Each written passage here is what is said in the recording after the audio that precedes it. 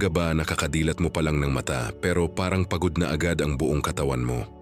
Wala ka pang ginagawa pero ramdam mo na ang bigat sa paa at balikat? Kung oo, makinig ka muna bago mo sabihing normal lang ito dahil tumatanda ka na. Dahil may isang mahalagang katotohanan na bihirang sabihin, sa maraming seniors, ang mabilis na pagod ay hindi talaga dahil sa edad, kundi dahil sa maling pagkain na nagbibigay ng maling uri ng lakas sa katawan. Sanay tayong isipin na habang tumatanda, kusa talagang humihina. Pero kung totoo iyon, bakit may mga seniors na kayang gumalaw buong araw, habang ang iba ay napapagod agad kahit konting lakad lang? Ang sagot ay madalas nasa fuel ng katawan. Hindi sa dami ng kinakain kundi sa klase. Ang katawan ng senior ay parang sasakyan na mas sensitibo na sa gasolina. Noong bata pa tayo, kahit anong ilagay ay umaandar pa. Pero habang tumatanda, kapag mali ang fuel, mabilis din ang bagsak ng lakas. Kaya maraming seniors ang biglang sisigla pagkatapos kumain tapos biglang manghihina. Parang may switch na biglang namamatay. Nakakapagod ito hindi lang sa katawan, kundi pati sa isip. Dahil pakiramdam mo wala kang magawa kundi umupo. Kaya ngayong araw, sisimulan nating ayusin ang pundasyon. Hindi komplikado. Hindi sabay-sabay, pag-uusapan natin ang 6 na pagkain na tumutulong para hindi madaling mapagod ang seniors. Mga pagkain kayang kainin araw-araw at matagal ng subok ng karanasan. Sa unang bahagi na ito, 2 muna. 2 pagkain na tahimik pero malaki ang epekto sa enerhiya at lakas ng katawan. Una ay kanin na hindi pino. Kapag narinig ng seniors ang salitang kanin, kadalasan may kasamang takot. Iniisip agad na ito ang dahilan ng antok o panghihina. Pero ang problema ay hindi ang kanin mismo kundi ang sobrang pinong kanin. Ang sobrang pinong puting kanin ay mabilis gawing asukal ng katawan. Tataas ang enerhiya sandali tapos babagsak. Kapag bumagsak, mararamdaman mo ang biglang panghihina at antok. Ito ang dahilan kung bakit pagkatapos kumain ay parang gusto mo nang humiga. Ang kanin na hindi pino ay ibang-iba ang epekto. Dahan-dahan itong tunawin ng katawan at dahan-dahan din nitong ibinibigay ang lakas. Walang biglang taas at walang biglang bagsak. Mas pantay ang enerhiya mula umaga hanggang hapon. Noon, maraming matatanda ang kumakain ng kanin na hindi sobrang linis. May hibla pa at may sustansya pa. Kaya kahit buong araw silang kumikilos, hindi sila agad napapagod. Hindi dahil mas malakas sila, kundi dahil tama ang fuel ng katawan nila. Kapag pinalitan mo ang kanin mo kahit isang beses sa isang araw ng hindi pino, mapapansin mo ang pagbabago. Mas steady ang lakas, hindi agad lalambot ang paa, hindi agad manghihina ang tuhod, at mas kalmado ang pakiramdam ng katawan. Ikalawang pagkain ay itlog. Simple pero napakahalaga lalo na sa seniors. Ang itlog ay may protina na tumutulong sa muscles para manatiling matatag. Kapag kulang ang protina, kahit kaunting galaw ay parang mabigat na agad ang katawan. Maraming seniors ang umiiwas sa itlog dahil iniisip na masama ito. Pero sa tamang dami, ang itlog ay isa sa pinakamurang paraan para suportahan ang lakas ng katawan. Hindi mo kailangan ng marami. Kahit isa lang sa umaga ay sapat na. Kapag may sapat na protina, mas kaya ng katawan na tumayo, maglakad at kumilos ng hindi agad napapagod. Hindi ito mararamdaman agad sa unang araw. Pero kapag naging parte ng araw-araw na pagkain, unti-unti mong mapapansin ang pagbabago. May mga seniors na nagsasabing mas buo ang lakas nila kapag may itlog sa almusal. Mas kaya nilang maglinis, magluto o maglakad sa labas nang hindi agad humihinto. Hindi ito tsamba. Ito ay epekto ng tamang sustansya. Kapag pinagsama ang kanin na hindi pino at itlog, nabubuo ang pundasyon ng enerhiya. May pangmatagalang lakas at may suporta ang muscles. Hindi ka umaasa sa matatamis o kape lang para gumalaw. Mahalagang tandaan na ang pagod ay hindi laging senyales ng sakit. Madalas senyales lang ito na kulang ang katawan sa tamang pagkain. At kapag binigyan mo ng tama ang katawan, kusa ring susunod ang lakas. Sa susunod na bahagi, Pag-uusapan natin ang dalawang pagkain na tumutulong sa dugo at sirkulasyon. Dahil kahit tama ang kinakain mo, kung mahina ang daloy ng dugo, mabilis ka pa ring mapagod. Huwag mong sisihin agad ang edad. Subukan mo munang ayusin ang fuel ng katawan mo. Maraming seniors ang nagulat na bumalik ang lakas nila sa simpleng pagbabago lang sa pagkain. Kung umabot ka hanggang dito, sabihin mo lang sa comments ang salitang lakas araw-araw para malaman kung kasama kita hanggang dito. May mga pagkakataon ba na kahit pakiramdam mo ay kumain ka naman ng tama, parang mabilis ka pa ring mapagod? Yung tipong may lakas ka sa umpisa pero maya-maya ay parang hinihigop ang enerhiya ng katawan mo. Kung ganito ang nararanasan mo, may isang mahalagang bahagi ng katawan na madalas nakakaligtaan, ang daloy ng dugo. Maraming seniors ang nakatuon lang sa pagkain ng panglakas, pero hindi iniisip kung nakakarating ba talaga ang lakas na yon sa buong katawan. Dahil kahit gaano pa kaganda ang pagkain mo, kung mahina ang sirkulasyon, parang may baradong daan. Mabagal ang dating ng enerhiya sa muscles kaya mabilis ka ring napapagod. Sa bahaging ito, pag-uusapan natin ang dalawang pagkain na tahimik pero malaki ang papel sa daloy ng dugo at sa tuloy-tuloy na lakas ng katawan. Unang pagkain ay isda. Hindi lahat ng isda. Yung mga simpleng isda na madalas nasa palengke. Tulad ng galunggong, sardinas at bangus. Ang mga isdang ito ay may natural na taba na tumutulong sa dugo na dumaloy ng mas maayos.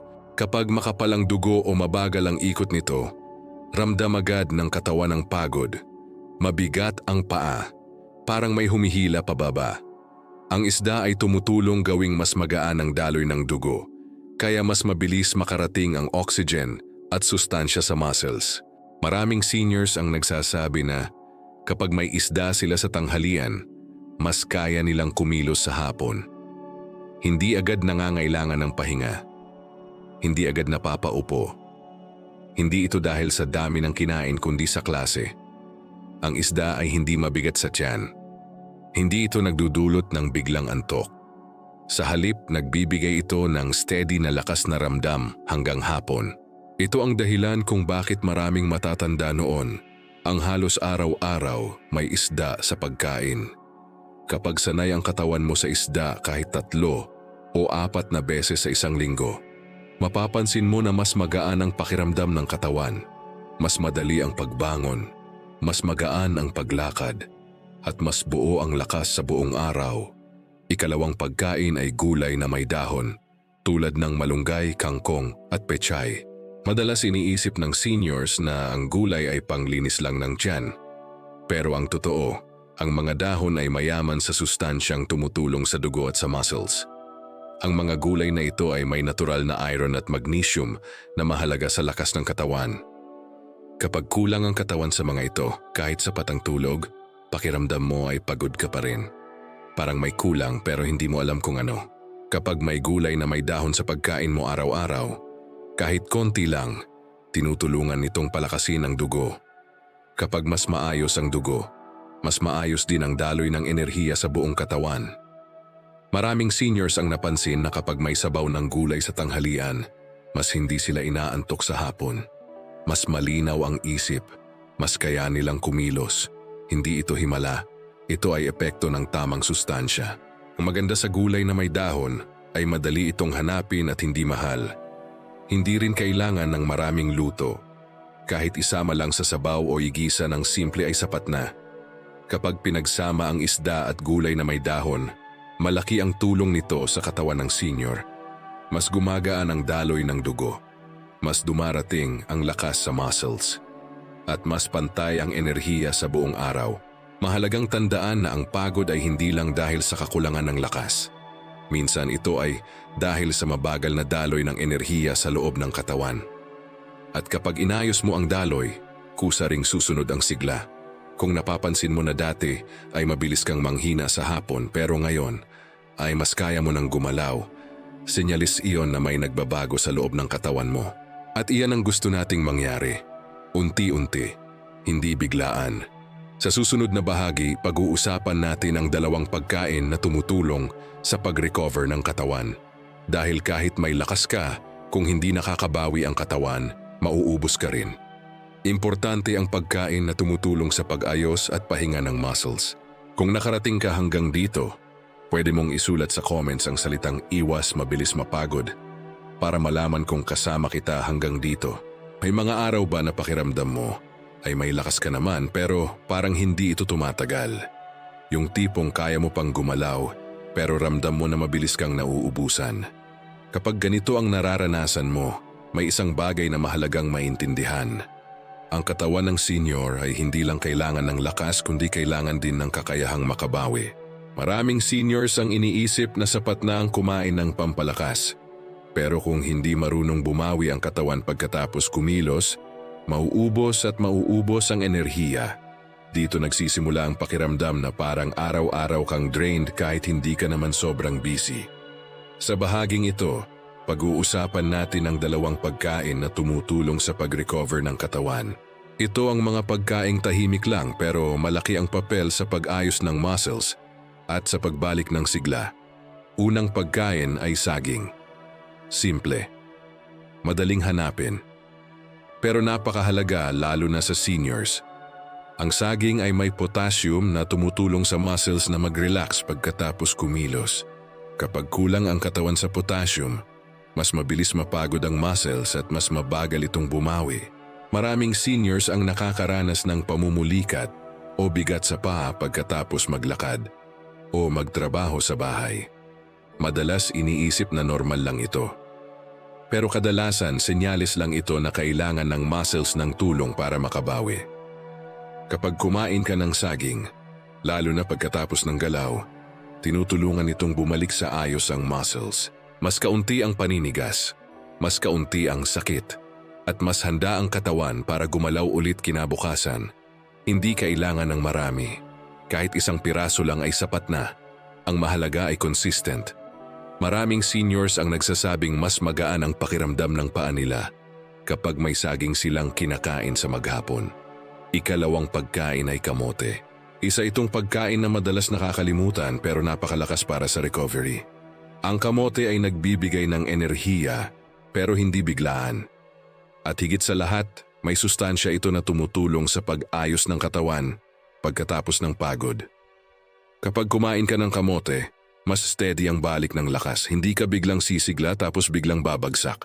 Sa halip, pakiramdam mo ay mas buo ang katawan. Mas handa ulit gumalaw kinabukasan. Maraming matatanda noon ang umaasa sa kamote bilang pagkain. Hindi dahil wala silang choice kundi dahil gumagana ito. Kaya nilang magtrabaho araw-araw at hindi agad napapagod. Hindi dahil mas bata sila kundi dahil tama ang kinakain nila. Kapag pinagsama ang saging at kamote sa pagkain ng senior, malaking tulong ito sa recovery. Mas maayos ang pahinga ng muscles, mas kaunti ang pananakit ng katawan, at mas tuloy-tuloy ang lakas sa mga susunod na araw. Mahalagang tandaan na ang pahinga ay hindi lang tungkol sa tulog. Ang pagkain ay malaking bahagi ng recovery.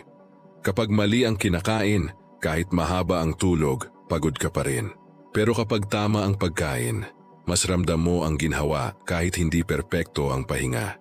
Kung napapansin mo na mas masakit ang katawan mo ngayon kaysa dati, huwag mo agad sisihin ang edad. Tingnan mo muna kung binibigyan mo ba ng tulong ang katawan mo para makabawi.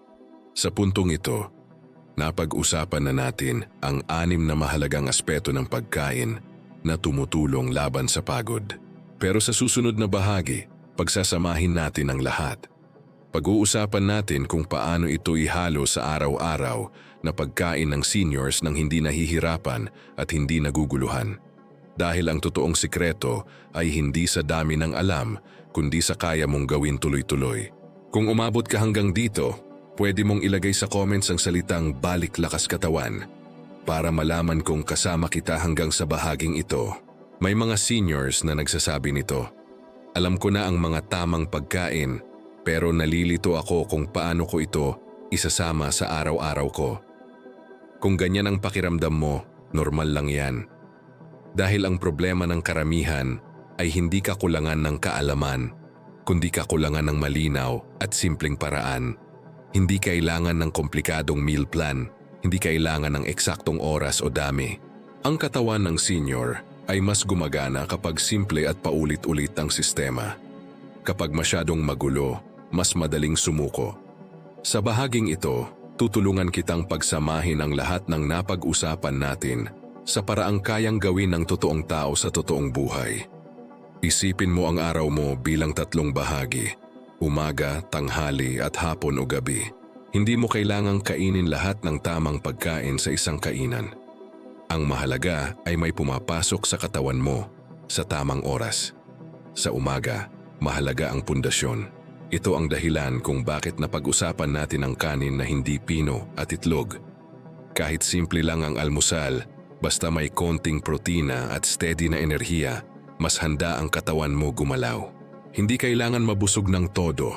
Kailangan lang suportado ang katawan. Sa tanghali, dito pumapasok ang pagkain para sa sirkulasyon. Isda at gulay na may dahon, hindi kailangang mamantika, hindi kailangang marami. Ang mahalaga ay may pumapasok na sustansya na tutulong sa dugo at sa daloy ng lakas. Kapag maayos ang tanghalian, mas hindi ka madaling manghina sa hapon.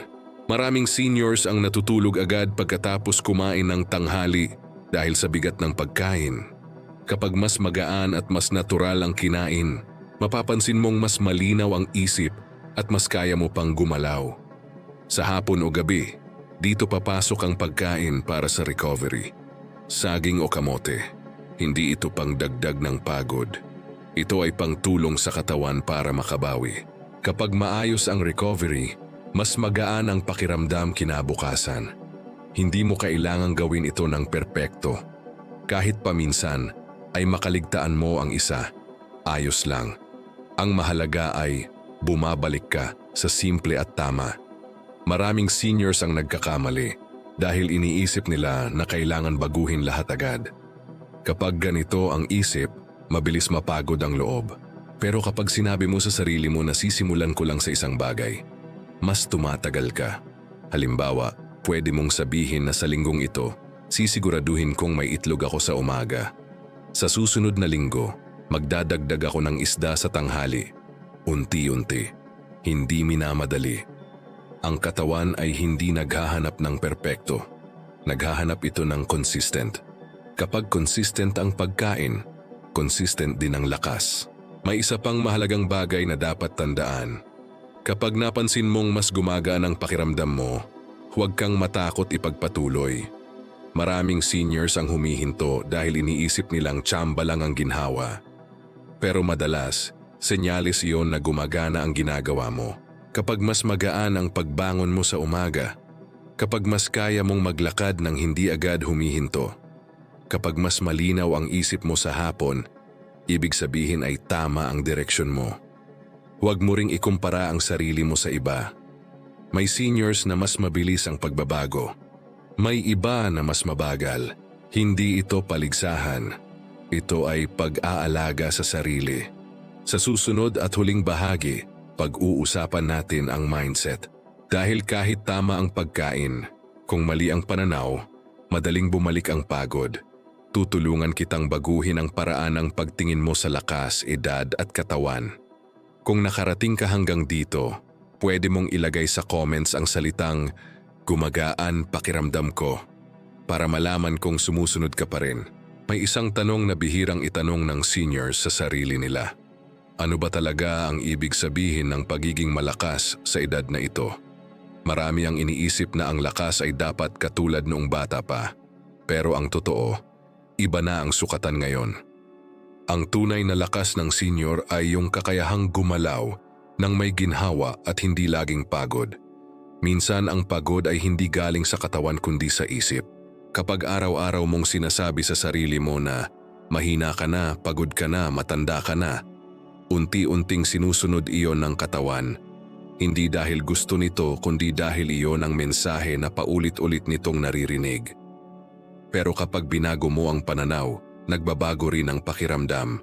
Kapag sinabi mo sa sarili mo na aalagaan ko ang katawan ko, bibigyan ko ito ng tamang pagkain, bibigyan ko ito ng oras para bumawi, may nangyayaring tahimik na pagbabago sa loob. Hindi ito instant, hindi ito dramatic, pero totoo.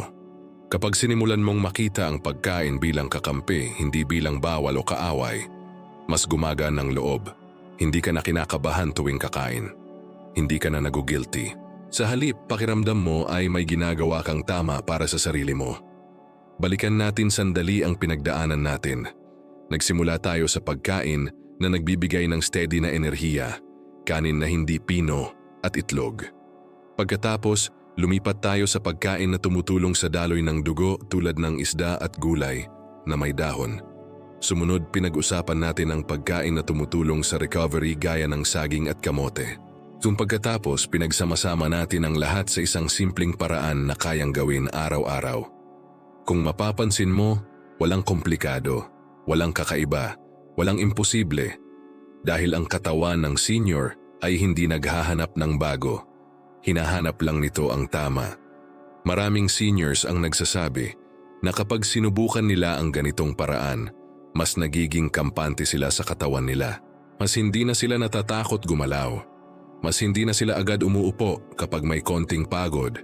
At kapag dumarating ang pagod, mas naiintindihan na nila kung bakit at ano ang gagawin. Mahalagang tandaan na ang pagod ay mensahe. Hindi ito kaaway. Kapag napagod ka, hindi ibig sabihin ay mali ka. Ibig sabihin lang ay may kailangang ayusin. At ngayon alam mo na kung saan magsisimula. May mga araw pa rin na mapapagod ka. Normal yun. Ang goal ay hindi mawala ang pagod magpakailanman. Ang goal ay hindi ka na kontrolado ng pagod. Ikaw na ang may hawak. Kung dumating ang araw na mas magaan ang pagbangon mo, mas kaya mong maglakad, mas malinaw ang isip mo, huwag mong maliitin iyon. Iyan ang resulta ng maliliit na tamang desisyon na inulit mo araw-araw. And kung may isang bagay na gusto kong iwan sa'yo, ito iyon. Ang lakas ay pwedeng alagaan. Kahit lampas 6 kahit hindi perpekto ang katawan, kahit may iniinda paminsan-minsan, hindi ka huli, hindi ka mahina, at hindi ka nag-iisa. Kung nakinig ka mula umpisa hanggang dulo, ibig sabihin ay mahalaga sa iyo ang sarili mo, at iyan ang pinakamahalagang simula. Kung umabot ka hanggang dito, pwede mong ilagay sa comments ang salitang inaalagaan ko sarili. Para malaman kung natapos mo ang buong serye